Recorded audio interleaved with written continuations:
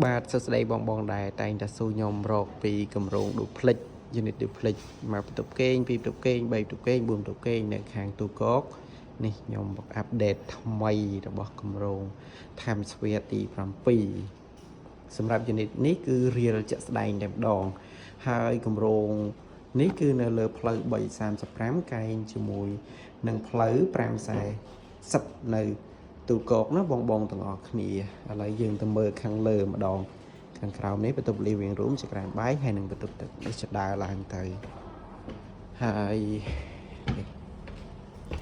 សម្រាប់ unit duplex នេះគឺពីបន្ទប់ទឹកមួយបន្ទប់គេងមានទំហំចាប់ពី60ម៉ែត្រការ៉េរហូតដល់ទៅ100ម៉ែត្រការ៉េជាង4បន្ទប់គេង